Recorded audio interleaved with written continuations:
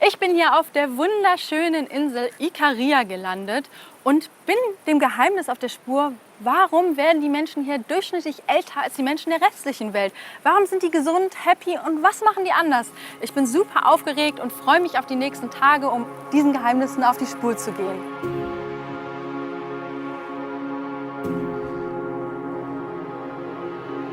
Es gibt Bereiche auf der Erde, in denen werden die Menschen durchschnittlich älter. Die berühmtesten 5 Orte will ich besuchen, um herauszufinden, warum leben die Menschen in diesen Gebieten länger. Mein erstes Ziel ist Ikaria, eine kleine griechische Insel im Ägäischen Meer. Statistisch leben die Menschen hier länger und auffällig ist vor allem, dass sie weniger Krankheiten haben. Erreichen kann man die Insel mit der Fähre oder einem Propellerflugzeug, jedoch nur einmal täglich. Schon der kleine Flughafen strahlt eine ungewöhnliche Ruhe aus. Wir sehen hier keine Menschenmassen, keine Taxis oder Gedränge. Nach 10 Minuten habe ich mein Gepäck und das Personal knipst nach dem Verlassen des Gebäudes das Licht aus. Ich bin erstaunt, wie schnell man jeglichen Stress hinter sich lässt. Ich freue mich darauf, die Menschen, die hier leben, kennenzulernen und ihren Alltag zu entdecken. Denn wer möchte nicht lange und gesund leben?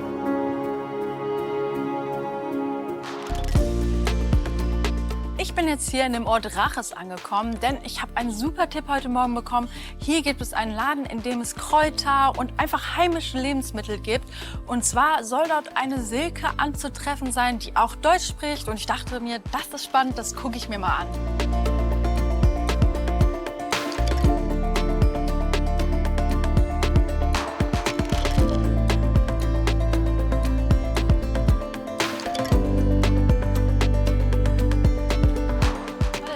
Silke? Hallo. Bist du die Silke? Ja, du bin ich. Hallo, ich bin Tag. die Sarah. Hallo. Hallo, Sarah.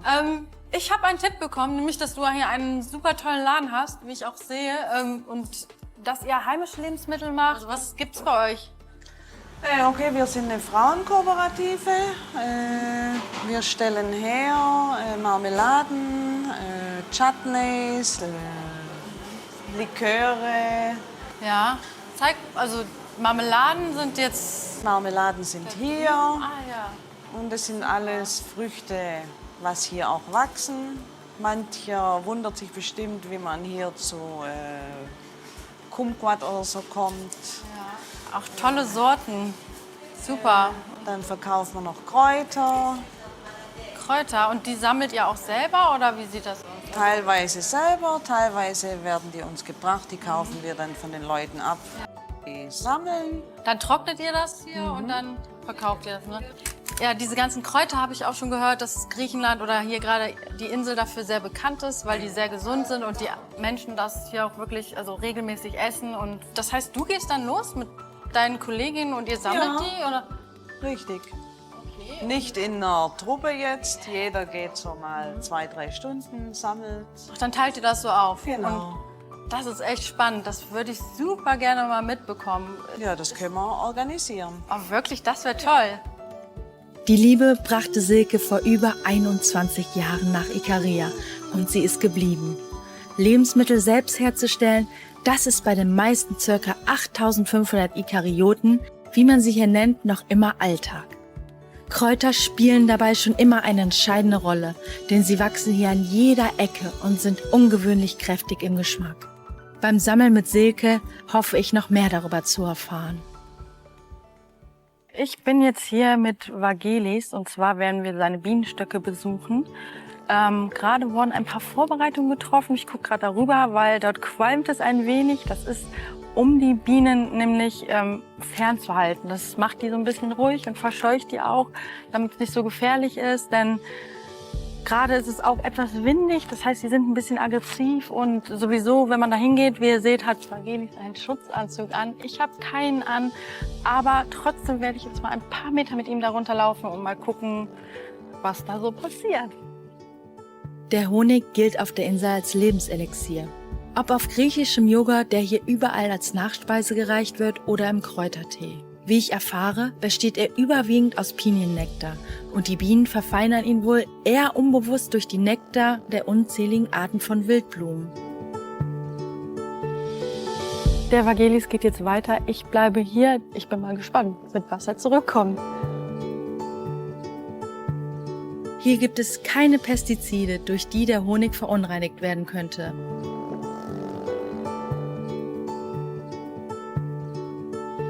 Doch was macht Vagelis mit all dem Honig? Das erklärt mir seine Frau Effi. Denn während ihr Mann den Honig hoch oben in den Bergen imkert, führt sie den wohl schönsten Laden Griechenlands unten an der Küste.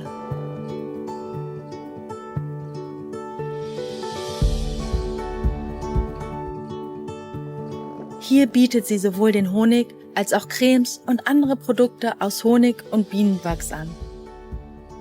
Sie erklärt mir, dass durch die reichhaltige natürliche Vegetation viele gesundheitsfördernde Stoffe im Honig zu finden sind.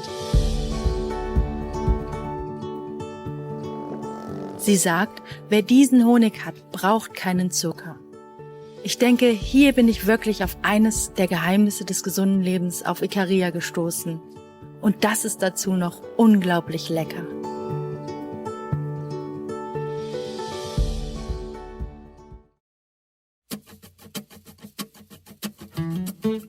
Zurück bei Silke. Wir gehen Kräuter sammeln. Anfangs dachte ich, die werden hinterm Haus angebaut. Doch hier wächst auf jedem Quadratmeter Erde mehr als bei manchen im gesamten Garten. Und ich als Stadtmensch fühle mich wie in der Schule des Lebens. Unzählige Arten von Kräutern. Einige kennt man, andere sind mir völlig fremd. Ob Zistrose für eine Entgiftungskur oder Fenchel zur Verdauungsförderung. Silke kennt sie alle.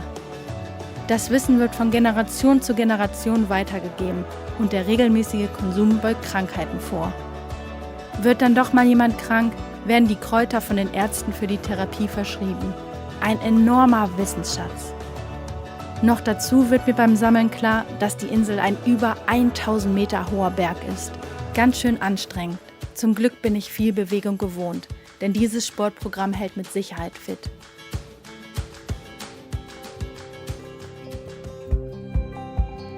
Ich bin jetzt hier auf der Farm vom Giorgio und der Eleni.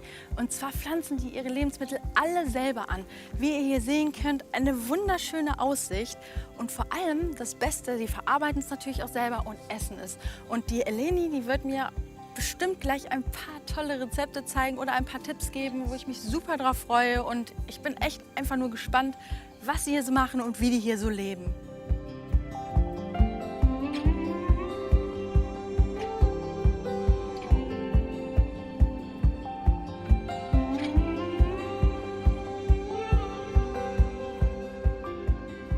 Hello. How are you? I'm good. How are you? I'm fine. Hello. I'm George Karimalis. Hey George, I'm Sarah Anna. Nice to meet you. Nice to meet you too. Welcome to my farm. Willkommen auf meiner Farm.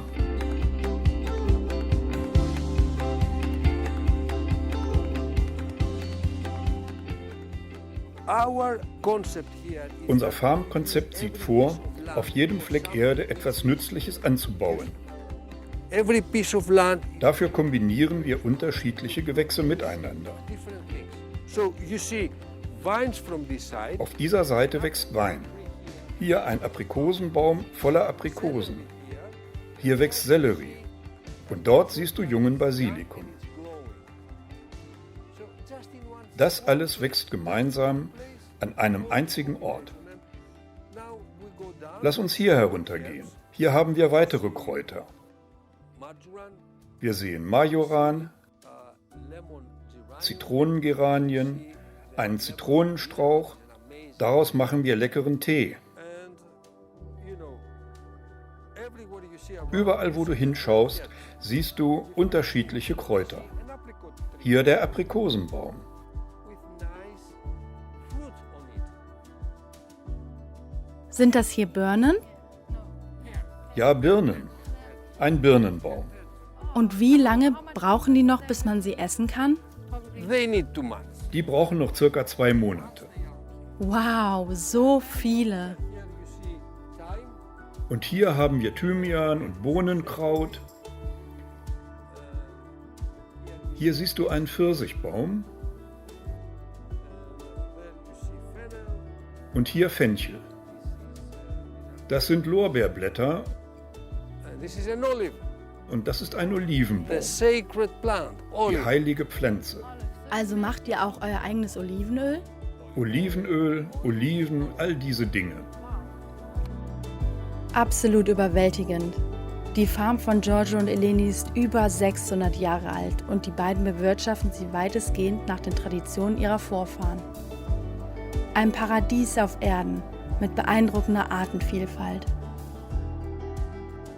Well, it's important for everybody. Es ist wichtig für jeden, nicht nur für die junge Generation, sondern für alle Menschen, die im Moment auf dem Planet leben, zu verstehen, was richtiges Essen bedeutet.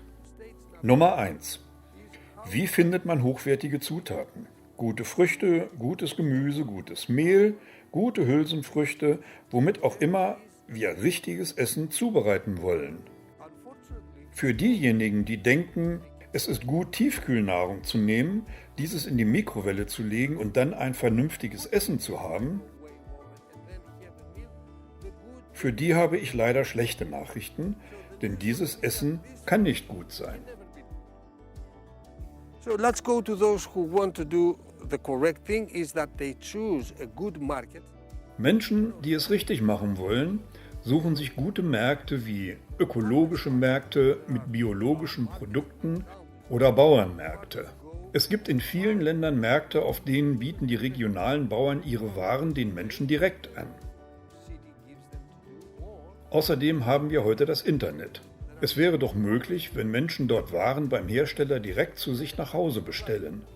All diese Möglichkeiten sind in Ordnung, weil sie die Art, wie Menschen leben sollten, unterstützen. Auch wir wollen den Menschen die Chance geben, gute Zutaten zu bekommen. Zusammengefasst heißt das, man sollte sich etwas Zeit nehmen, um gute Zutaten zu finden. Kommen wir zu Nummer 2.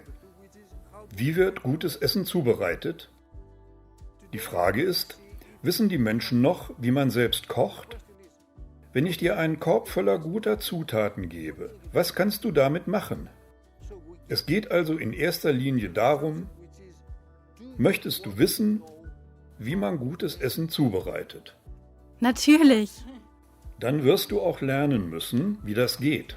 das stimmt. Man muss lernen, wie man Nahrungsmittel zubereitet, um die Inhaltsstoffe während des Kochens nicht zu zerstören. Also das heißt zum Beispiel nicht zu heiß zu kochen? Korrekt. Also auch keine Technik zu verwenden, die die Nahrungsmittel unbrauchbar macht. Wenn wir den zweiten Punkt gelernt haben und wissen, wie man gute Nahrung zubereitet, müssen wir lernen, wie man die Nahrung isst. How to eat the meals. To give an example, Um ein Beispiel zu nennen. Viele Menschen beginnen beim Essen Probleme zu lösen. Sie diskutieren, streiten, bauen Spannungen um den Essenstisch auf. Meiner Meinung nach ist das keine gute Idee. Dadurch wird das Essen nicht richtig gewürdigt. Viel besser ist es, während des Essens eine Stimmung zu schaffen, in der jeder ein Freund ist. everybody is a friend. So around the table we are just all friends. Also während des Essens sind alle rund um den Tisch einfach Freunde und jeder weiß zu schätzen, was wir dort vor uns auf dem Tisch haben. Also sprechen wir beim Essen nur über positive Dinge. Wir können auch singen, wenn wir wollen. Wir trinken ein bisschen Wein, was auch immer uns fröhlicher und positiver macht. Das ist wichtig, um das Essen richtig zu verdauen, ohne Gifte dabei zu erzeugen. Diese Erkenntnisse bringen mich unweigerlich zum Nachdenken über meinen eigenen Umgang mit Lebensmitteln, Stress und Alltagsproblemen. Giorgio weiß nicht nur alles über den Anbau von Lebensmitteln, er ist auch ein wandelndes Lexikon, wenn es um das ursprüngliche Leben und die Gesundheit der älteren Bevölkerung geht. Diese Erfahrungen sind für meine Suche nach dem langen Leben Gold wert. Deshalb will ich es jetzt ganz genau wissen. Auf Ikaria werden viele Menschen ja bis zu 100 Jahre alt oder sogar älter. Warum ist das deiner Meinung nach so? Wie leben diese Menschen? Was machen sie anders, um überhaupt erst so alt zu werden? I think that after many years of living with them, Nachdem ich viele Jahre mit ihnen gelebt habe, wissen wir, was möglicherweise die Faktoren für das lange Leben sind. what I can say as Was ich sagen kann, aber das ist meine Erfahrung und keine wissenschaftliche Studie, die Ernährung ist besonders wichtig. these people have what we say a plant-based diet. Diese Menschen haben eine überwiegend pflanzenbasierte Ernährung. Pflanzen heißt Gemüse, Früchte, Nüsse, Getreide. Cereal, and in this diet I would say the number one Und an erster Stelle Bohnen bzw. Hülsenfrüchte. is beans and peas and vegetable. They have the first position, and then we have the nuts. An zweiter Stelle dann die Nüsse, Früchte und Getreide. Auch Brot ist aus Getreide und in der täglichen Ernährung vorhanden. Kräuter sind auch sehr wichtig. Es werden viele Kräuter verwendet.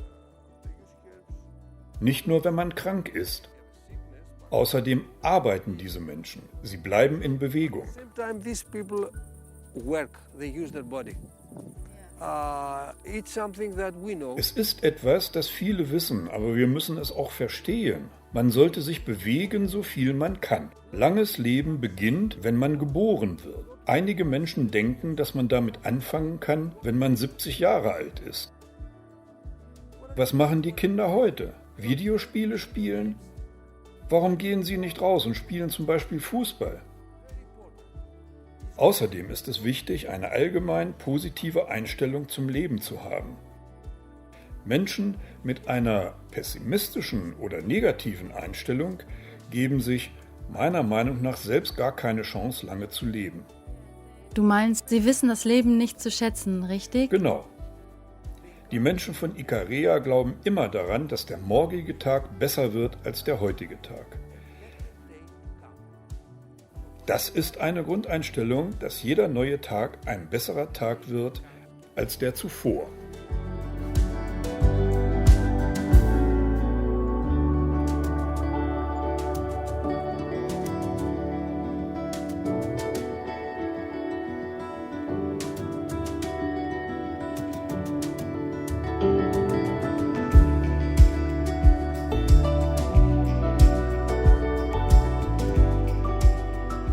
So now I think it's time for you. Ich glaube, jetzt ist es an der Zeit, mit Eleni in unserer Bauernküche eines dieser traditionellen Gerichte zu kochen, die wir dann später zusammen beim Essen probieren werden. Yes, I'm so excited. Great, thanks. I'll see you soon then.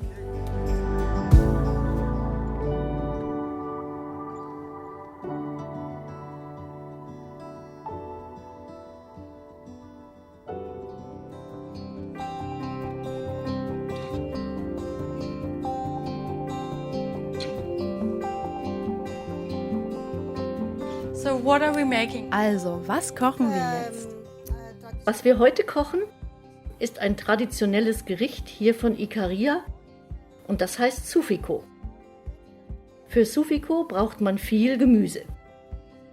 Es ist ein sehr leichtes Gericht, denn die Frauen, wie meine Großmutter, verbrachten die meiste Zeit des Tages draußen im Garten, zum Beispiel bei der Gemüse- oder Olivenernte.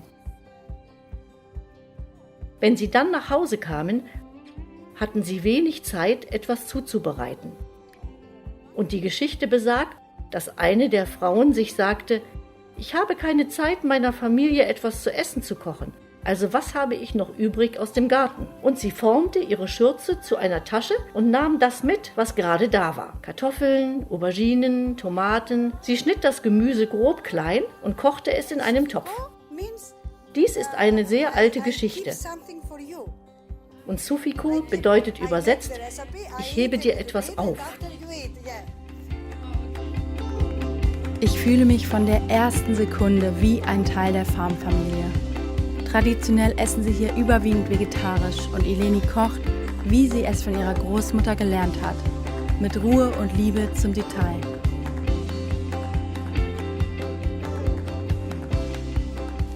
Auch super interessant. Und zwar tut sie nie das Olivenöl als erstes in den Topf, sondern erst die Zwiebeln und wegen Knoblauch und all das.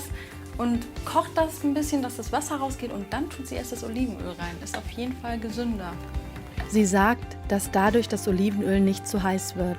denn über 180 Grad Celsius sollte man es nicht erhitzen. Dann fängt es an zu rauchen und bildet ungesunde Begleitstoffe. Ein wichtiger Tipp.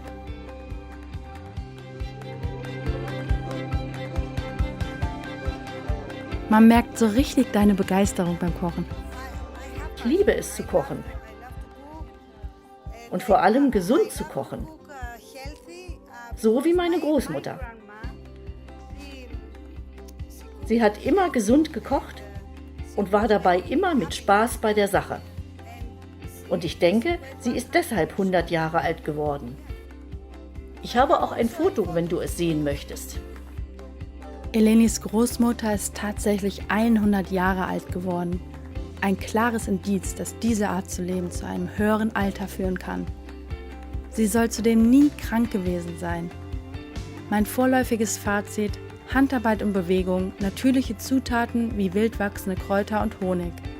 Außerdem Spaß bei der Zubereitung und eine positive Lebenseinstellung. Das sind die Geheimnisse des langen Lebens auf Ikaria. Doch oft sind es auch die kleinen Details, die es ausmachen.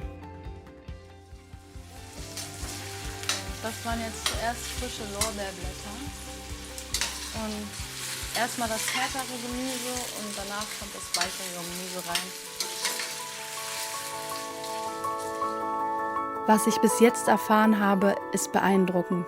Doch ich möchte es mit einem weiteren Ort des langen Lebens vergleichen, um genau diese Einzelheiten besser zu verstehen, die wichtig sind für ein gesundes Leben. Wie ich gleich erfahre, verwendet Eleni zum Kochen niemals Zucker, aber süß darf es trotzdem sein. Ein bisschen Wein, der Alkohol verkocht und dann noch eine Geheimzutat, mein eigener Traubensirup. Immer wenn ich etwas Süße brauche, nehme ich diesen selbstgemachten Sirup. Also würdest du sagen, zu kochen ist auch wichtig, um glücklich zu sein? Um glücklich zu sein und auch um gesund zu sein. Wenn die Menschen versuchen würden, weniger Fleisch zu essen, wäre das besser. Und ich sage das mit dem Fleisch, weil meine Großmutter und alle alten Menschen auf Ikaria nicht viel Fleisch gegessen haben.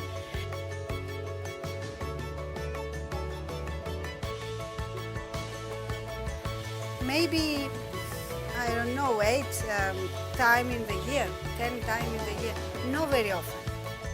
Vielleicht 8-mal im Jahr oder 10-mal im Jahr. Nicht sehr oft. Ich versuche es wie meine Großmutter zu machen. Sie kochte viele Bohnen, Gemüse, Kartoffeln, Reis, Nüsse und Pasteten. So, ich denke, wir decken das jetzt für eine Weile ab. Nach 10 Minuten öffnen wir den Topf, lassen es weitere 5 Minuten stehen, noch ein paar frische Kräuter darüber und fertig. Und damit sind wir nun fast am Ende unserer Ikaria-Reise. Ich habe eine Menge gelernt und so vieles ist mir hier wieder bewusst geworden. Auf meiner nächsten Reise möchte ich noch mehr Augenmerk auf die Umsetzung richten. Damit starte ich am besten sofort mit Elenis Sofiko. Wie das duftet und wie das schmeckt. Einfach unbeschreiblich lecker. Die ganze Familie und einige Freunde essen hier zusammen. Und die Stimmung ist, wie Giorgio es beschrieben hat, entspannt und positiv.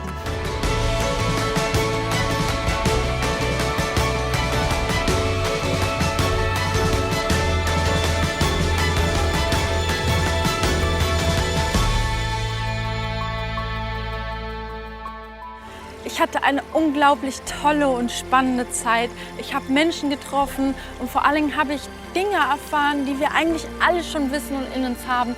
Der Bezug zu uns und vor allem zu dem, was wir essen, wie wir uns verhalten und die Gemeinschaft, das sind so wichtige Punkte. Ich werde definitiv wiederkommen, doch nun zieht es mich erst einmal in das Land der stärksten Kontraste. Ich möchte herausfinden, was macht Loma Linda zu einem der ältesten Völker der Welt? Gibt es denn Unterschiede zu Ikaria? Machen die dasselbe? Haben sie vielleicht wirklich die gleichen Geheimnisse oder sind sie komplett unterschiedlich? Ich bin total gespannt und werde all diese Dinge auf jeden Fall herausfinden.